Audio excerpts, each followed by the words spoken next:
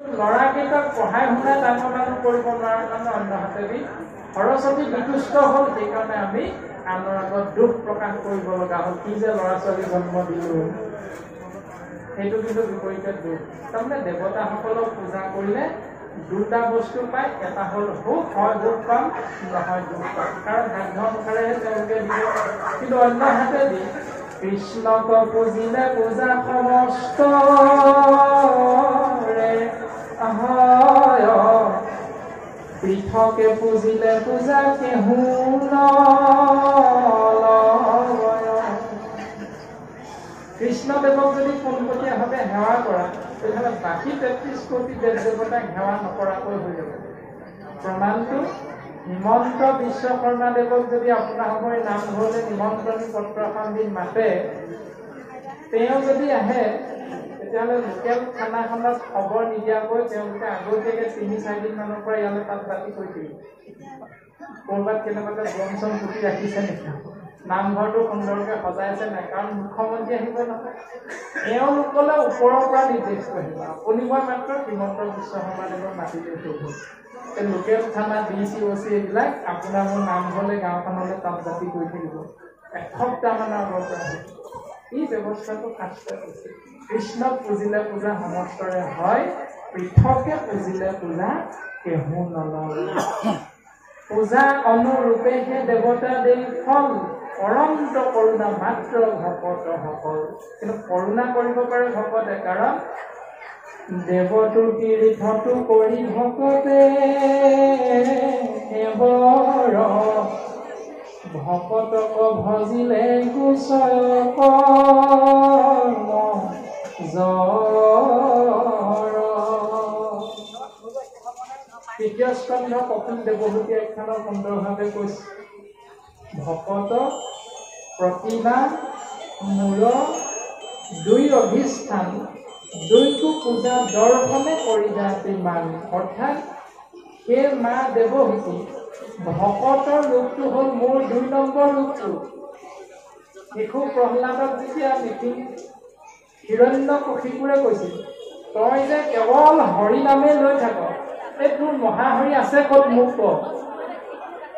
যেতিয়া দেউতাকে এই বুলি সুধিলে, তেতিয়া প্ৰহ্লাদে ক'লে, মোৰ মহাহৰি সকলোতে বিৰাজমান, সকলোতে বিৰাজমান। বোলে হয় পিতৃ, সকলোতে বিৰাজমান, সৰ্বত্ৰতে বিৰাজমান। তেতিয়াহ'লে এই স্তম্ভতটো মহাহৰি আছেনে নাই?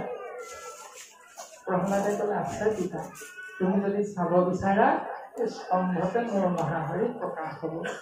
ভক্তৰ বাক্য ৰক্ষা কৰি বৈকুণ্ঠৰ পৰা আহি স্তম্ভত দেখোঁতে নৃসিংহৰ ওপৰত, কাৰণ বিচাৰিছে হিৰণ্যকশিপুৰে কি ভাৱে।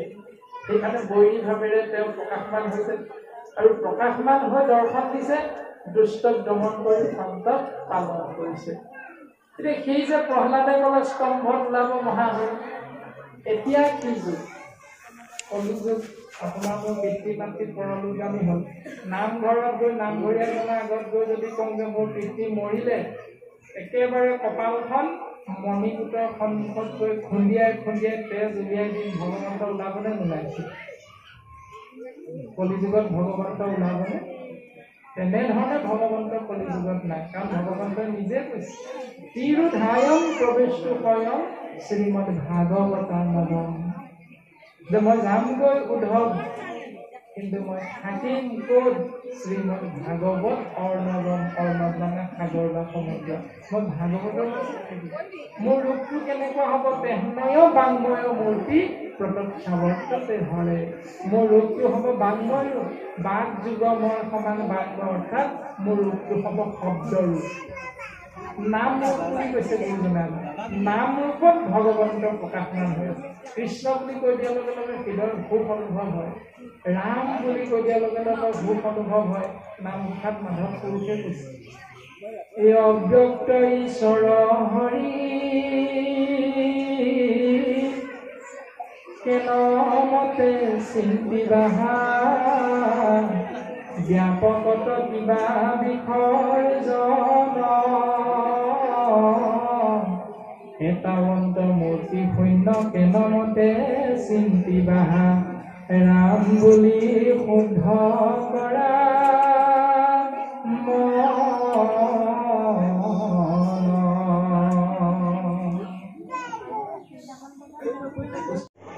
বিয়া দি সেই ৰথৰ বাগজৰী নিজে হাতত লৈ চলাই গৈছে, অৰ্থাৎ বৰযাত্ৰী ৰথখন ককায়েকে নিজে চলাই ঘৰত থৈ আহিবলৈ গৈছে।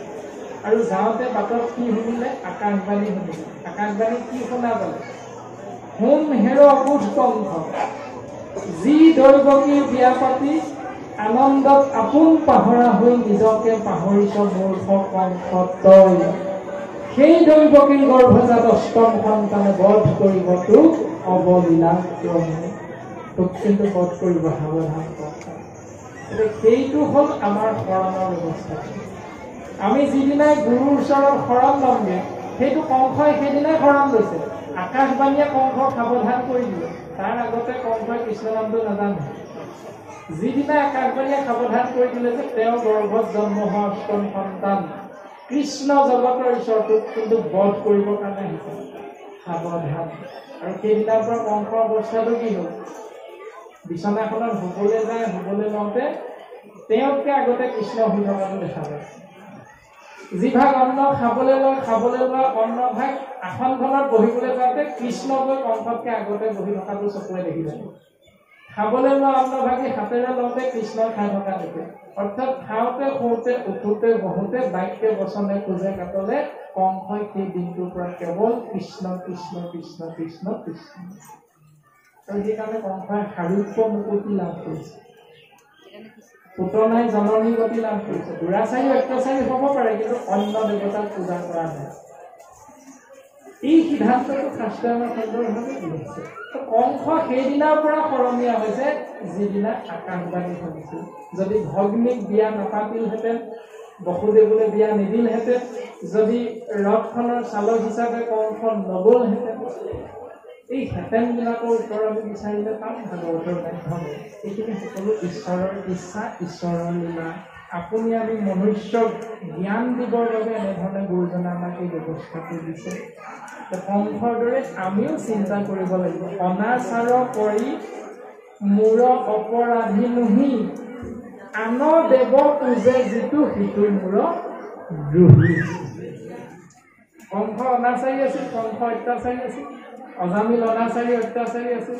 কিন্তু সেইকেইজন সিমান অপৰাধী নহয় ঈশ্বৰ কৃষ্ণ, কিন্তু সেইজন অতীৱ অপৰাধী যিজনে কৃষ্ণক এৰি অন্য দেৱতাক ভজনা কৰে।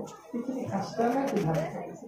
মানে কংসৰ যিটো চৰিত্ৰ, সেই চৰিত্ৰটো আমাৰ লগতো যদি মিল আছে, তেতিয়াহ'লে আমি সেই ধৰণেও যদি ঈশ্বৰৰ নাম আশ্ৰয় কৰি থাকোঁ, তেতিয়াহ'লে আমাৰো নিশ্চয় ঈশ্বৰৰ কৃপা লাভ কৰিব পাৰিম বা লাভ কৰাটো সাৰ্থকতা হ'ব। শাস্ত্ৰই এইখিনি কথা প্ৰাকেট প্ৰকাৰে বুজাবৰ বাবে চেষ্টা কৰিছে। গতিকে আমি কৃষ্ণ নাম ল'লেও মৰিম, কৃষ্ণ নাম নল'লেও মৰিম, এইটো কিন্তু নিশ্চিত। কিন্তু কৃষ্ণ নাম লৈ যদি মৰিব পাৰোঁ, তেতিয়াহ'লে আমাৰ বহুত লাভ হ'ব বুলি কৈছে। সেই লাভবিলাক কংসৰ যেনেকৈ শাৰীৰিক মুকুতি হ'ল, অজামিলে যেনেকৈ পৰম গতি পালে, পুতনাই যেনেকৈ কৃষ্ণক স্তন পান কৰোৱাই কৃষ্ণক মৃত্যু দিবৰ বাবে চেষ্টা কৰিছিল যদিও মাতৃ স্তন পান কৰোৱা সেই ব্যৱস্থাটো পালন কৰাৰ বাবে কৃষ্ণই পুতনা ৰাক্ষসী হোৱাৰ পাছতে তেওঁক কিন্তু জননী গতিটো প্ৰদান কৰিছে।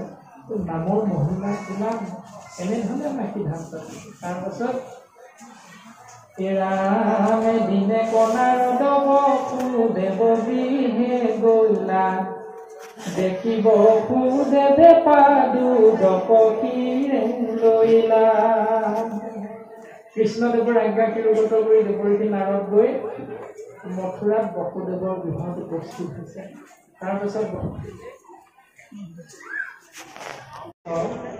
এটা হ'ল অশুদ্ধ। আমি এনেধৰণে দুটা শব্দ পাইছোঁ, এটা হ'ল শুদ্ধ, এটা হ'ল অশুদ্ধ। শুদ্ধৰ বিপৰীতটো অশুদ্ধ। আৰু এটা যে শব্দ পাইছোঁ বিশুদ্ধ পানী খোৱাৰ বাবে উপযোগী। বিশুদ্ধ পানীটো কেনেকুৱা পানী? বিশুদ্ধ পানীটো কেনেকুৱা পানী? তাৰমানে শুদ্ধ পানীটোকে বিশুদ্ধ ৰূপত বিজ্ঞানে আমাক দৰ্শন কৰাইছে।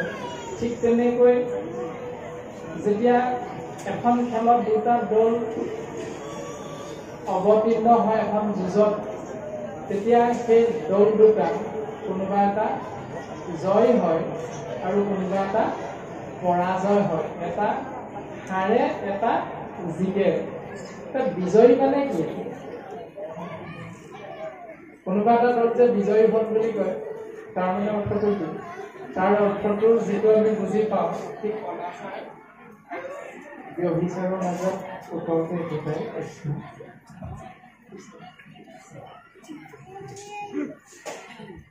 আমাক পদে প্ৰকাশ কৰিছে, ৰাম দেৱতাটো কৰি শ্ৰেষ্ঠ কুণ্ড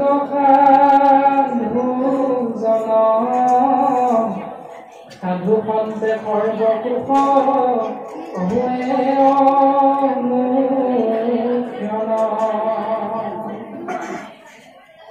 বসুদেৱৰ ওচৰলৈ যেতিয়া দেৱৰ্ষী নাৰদ উপস্থিত হ'ল, তেতিয়া বসুদেৱে দেৱৰ্ষী নাৰদক পাদ্যৰ্ঘ বন্ধে ৰূপে সেৱা কৰিছে। সেৱা কৰাৰ পাছত বসুদেৱে দেৱৰ্ষী নাৰদক মুখেৰে উচ্চাৰণ কৰি বাক্য প্ৰকাশ কৰিছে যে, সেই দেৱৰ্ষী, মই এটা কথা বুজি পাইছো যে দেৱতাটো কৰি শ্ৰেষ্ঠ সাধুজন, যে দেৱতাতকৈ সাধুজনক সেৱা কৰিলে জীৱই ঈশ্বৰৰ কৃপা সোনকালে লাভ কৰিব পাৰে। সাধু সন্তে সৰ্বসুখ হোৱে অনুক্ষণ, কিয়নো সাধুৰ সঙ্গত জীৱই সকলো ফালৰ পৰা সকলো মুহূৰ্ততে সুখ লাভ কৰিব পাৰে।